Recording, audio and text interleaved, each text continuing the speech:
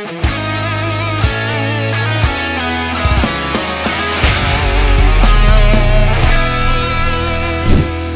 torcida vascaína, Felipe Tiru de volta na área com muita opinião e informação aqui no Boletim AV. Então, se você curte o nosso quadro, cara, já deixa o like aí no vídeo. Não se esqueça de se inscrever no canal, caso ainda não seja inscrito também. E ligar o sininho de notificações para ser avisado sempre que tiver vídeo novo por aqui. E já que eu tô fazendo as recomendações, segue a gente também nas outras redes sociais. É só procurar pelo @avascaínos. E hoje eu quero aproveitar aí uma notícia que o Flávio trouxe ontem no AV News, né? Se você não viu, fica até a recomendação para assistir, sobre o interesse de outros times, né, no Bruno Gomes. Então parece que já estão havendo sondagens sobre o Bruno Gomes, propostas para entender melhor.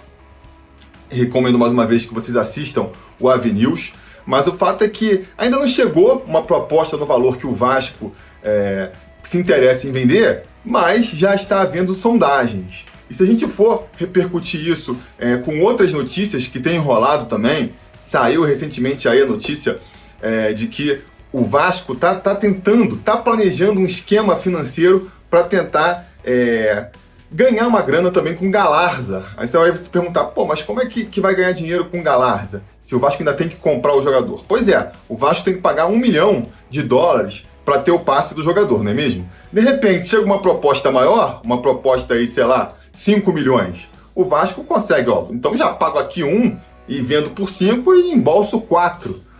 O Vasco tá trabalhando com esse tipo de estratégia também no Galarza, que tá aparecendo muito bem no Vasco. E, cara, tem outros jogadores aí que mais cedo ou mais tarde vai pintar proposta, né? O Flávio ontem também, no AV News, falou que não houve sondagens sobre o Andrei. Essa conversa do Santos querendo o Andrei parece que não faz sentido, mas do jeito que ele está jogando, mais cedo ou mais tarde, deve pintar proposta. E com certeza, né, o Vasco já está discutindo aí a renovação do contrato com o atleta. É muito baseado nisso, na perspectiva de que possa vir uma proposta. E aí é bom, se o contrato termina no final do ano, né, é bom o Vasco se calçar, já se renovar logo aí, renovar o contrato por mais, sei lá, uns 2, 3 anos, porque quanto maior o contrato, mais o Vasco consegue negociar, não é mesmo? E, cara, sem falar, por exemplo, no Gabriel Peck também, outro moleque da base que tá aí jogando muito e que com certeza vai chamar a atenção de outros clubes, não é mesmo? Se a gente botar nesse bolo aí também jogadores que estão meio em baixa agora, mas já tiveram bastante valorizados, como é o caso do Thales Magno, o próprio Ricardo Graça, jogadores que já tiveram na mira aí de outros clubes, não é mesmo? E futebol é cíclico, né? Então, se eles se recuperarem aí, podem voltar a atrair interesse, não é mesmo? E já que estamos falando aqui de molecada da base, tem também a molecada que está tendo aí as primeiras oportunidades e a gente já pode vislumbrar uma possibilidade de venda no futuro. Tô falando de quem aqui? Tô falando, por exemplo, do Laranjeira, o próprio Figueiredo, não é mesmo? O Caio Eduardo estreou muito bem. Então, assim, o Vasco tem um potencial muito grande de produção de jogadores, né? E isso atrai naturalmente o interesse de outros clubes do Brasil e do exterior para comprar esses jogadores. E aí, eu quero aproveitar justamente todas essas expectativas, não é mesmo? Para discutir com você qual é o momento certo para vender um jogador da base. Porque sempre essa é uma discussão recorrente na torcida vascaína, não é mesmo? Qual que é o momento? Tem aquela parte da torcida que pinta o jogador, eles já querem até dar botar o preço ali, né? Colar o preço no jogador. Apareceu aí o Figueiredo, esse garoto é bom, rapaz. Joga pela ponta, não, isso aí dá para vender. Uns 10 milhões de euros dá para vender, pode colar o adesivinho dele ali. E tem outros que não querem abrir mão do jogador, quer que o jogador fique o quanto der, não é mesmo? Não, ou então, pô, vou vender, mas vou vender quando vier uma proposta de 30 milhões de euros, aí você vende o jogador, vou fazer que nem o Flamengo fez, que nem o Palmeiras fez. O que eu acho disso tudo então, né? Eu acho assim, no mundo ideal, assim, ideal mesmo, se for o mundo dos sonhos, da fantasia, eu gostaria de que o Vasco não vendesse jogador nenhum, né? Ficasse, pô, pra sempre no Vasco. Já imaginou o Vasco montando ali uma base um time inteiro só com jogadores da base e aqueles jogadores ficarem ali a carreira inteira no Vasco. É uma brincadeira também divertida de fazer. Imagina o timaço que o Vasco podia ter hoje se ainda tivesse Felipe Coutinho, ainda tivesse Alex Teixeira, ainda tivesse o Douglas, ainda tivesse o Paulinho, toda essa galera ainda tivesse no Vasco. Pô, o Vasco ia ser uma potência, né? Mas a gente sabe, aí eu tô viajando demais pensando nessa possibilidade. Mas uma coisa que a gente pode imaginar, numa outra, com o Vasco se reestruturando um pouquinho mais financeiramente, é o que outros co-irmãos fazem aí, que é conseguir segurar o jogador por mais um tempo, não é mesmo? E aí vender até mais caro. Com isso você consegue vender até o jogador por um valor maior, se ele realmente confirmar todo o seu potencial. Para mim, esse seria o modelo ideal, né? O que eu posso vislumbrar com o Vasco se reestruturando financeiramente seria daqui a, sei lá, uns 5, 6 anos, seria a gente ver o Vasco aproveitando os garotos da base no seu time por, sei lá, umas 2, 3 temporadas e só depois vendendo. A gente conseguiria o melhor dos dois mundos, né? A gente conseguiria aproveitar esportivamente o garoto, ter ali o retorno dentro de campo do que o garoto pode fazer por umas 2, 3 temporadas, ganha um título de preferência, valoriza o próprio jogador e aí você vende, né? E você consegue vender até por um preço mais alto. Porque você pega recentemente aí as grandes joias que o Vasco revelou, saíram muito cedo. O Douglas, DG, cara, ele apareceu no finalzinho de 2016, naquela reta final da campanha da Série B. No primeiro semestre de 2017 já tinha sido vendido.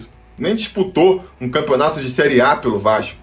Aí no finalzinho de 2017, a gente começou a ver uma afirmação do Paulinho no time titular do Vasco. Nem conseguiu fazer ali uma temporada inteira. No meio da Libertadores ali, teve a contusão dele também, é verdade.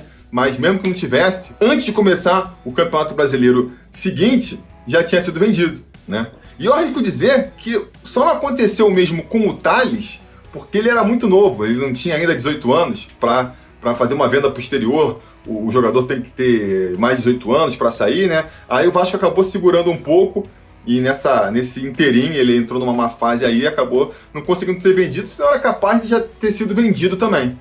Acho que isso é ruim, porque a gente vende o jogador barato, não é mesmo?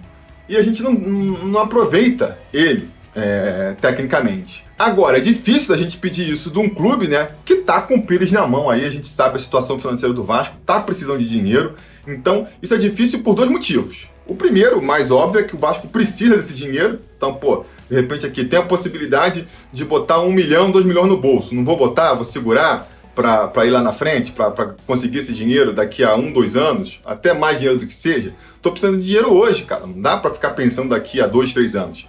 Esse é um primeiro problema. E o segundo é todo o risco que envolve a própria negociação quando a gente está falando de molecada da base, né? É um potencial que pode aumentar ou diminuir. E um exemplo claro é o Lucas Santos aí, que chegou a quase ser vendido há uns 2 anos atrás, parecia que tinha um potencial, né? Chegou até a ser emprestado para um time russo e hoje está treinando em separado, né? Acho que o Vasco não vai conseguir ganhar dinheiro nenhum com o Lucas Santos. Então, teve a possibilidade ali de vender, teve umas propostas pelo Thales também, o Thales não saiu ainda, a gente ainda tem a esperança de que ele possa sair trazendo um dinheiro pro Vasco, mas a verdade é que hoje, se o Vasco quisesse vender o Thales hoje, não conseguiria vender o Thales pelo valor, pela proposta, né, que já teve. As propostas que já teve pelo Thales, o Vasco não tem hoje na mesa. Então, até o momento, é um dinheiro que o Vasco perdeu, né? Vamos dizer assim. A gente só vai saber mesmo quando o Thales for vendido, aí a gente vai saber, vai poder comparar com outras propostas que já tiveram. E esse ano, com o descenso para a Série B, a situação ficou ainda mais complicada, né? A gente sabe que a expectativa aí é de que o Vasco perca até 100 milhões de reais em faturamento por conta desse descenso para a Série B, e aí a necessidade, de repente, de vender os jogadores vai ficar ainda maior, não é mesmo? Acho que, por um lado, vai ser uma pena, né? Porque a gente está aí vendo um time mais forte, sendo montado muito com a experiência de um Vanderlei, a experiência de um Rômulo, um Morato, mas tem a Juventude, que também tá fazendo aí a outra parte dessa montagem de elenco, né? O bom futebol do Peck, o bom futebol do Galarza, tudo isso tá ajudando também na montagem desse time aí que acho que tá agradando o torcedor vascaíno, não é mesmo? Tá dando esperanças aí da gente ter uma boa temporada nesse ano de 2021. Então eu vou ficar muito frustrado se chegar aí no meio do ano e a gente ter que abrir mão de um Gabriel Peck, de um Galarza, de um Andrei, de um Bruno Gomes, porque o Vasco tem que vender jogador para poder terminar o ano no azul, né? Vou entender, que eu já comentei, acho que realmente essa diretoria foi eleita com esse compromisso de manter as contas no azul, de acertar a parte financeira do Vasco. Essa tem que ser a prioridade primeira, né? Acho que se a gente tiver que abrir mão de um talento para poder conseguir manter as contas no azul, para poder conseguir manter o salário dos jogadores em dia, por exemplo, eu acho que não tem jeito, é o mais importante. O mais importante é conseguir realmente regularizar essa questão financeira, não é mesmo? Mas, cara, por um segundo momento, eu acho que o planejamento do Vasco tem que ser segurar essa molecada um pouquinho mais, né? Porque a gente vai perder, a gente perde em qualidade.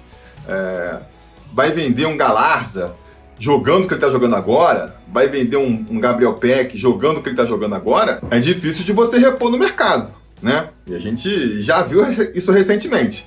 Sempre que o Vasco vende um garoto da base que está brilhando no time, vai ter depois, não, a gente vendeu aqui o Douglas, mas a gente vai trazer o Bruno Paulista para poder repor. Ele nunca repõe a altura, né? Nunca repõe a altura. Então, não sei, né? Eu prefiro, no futuro, que nem eu falei, que a gente pudesse segurar esses garotos, sei lá, por 1, 2 temporadas, para eles poderem brilhar um pouco com a camisa do Vasco também, e depois conseguir até vender eles por um valor a mais, mesmo que isso implicasse, eventualmente, em perder alguns jogadores, entendeu? Então, acho que assim, vamos segurando, né? Vamos segurando. Para cada Paulinho e para cada DG que a gente vai vender por uma bala, vai ter, sei lá, um Paulo Vitor, um Evander, um Lucas Santos mesmo aí, que você não vai conseguir vender e vai perder dinheiro. Eu prefiro assim, né?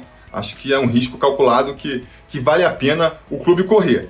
Agora, para isso acontecer, reforço, o Vasco precisa estar aí financeiramente estável, não é mesmo? Precisa estar com o dinheiro entrando por outras frentes para que o dinheiro que vem da venda dos jogadores seja só ali um bônus, né? E não uma parte fundamental da receita para você conseguir pagar o salário dos jogadores, por exemplo. E eu quero saber agora o que vocês acham disso então, né? Vocês vão ficar muito frustrados se de repente a gente chegar no final dessa temporada tendo vendido o Peck, tendo vendido o Galarza, ou tendo vendido, por exemplo, o Bruno Gomes, que a gente sabe aí que já está tendo interesse?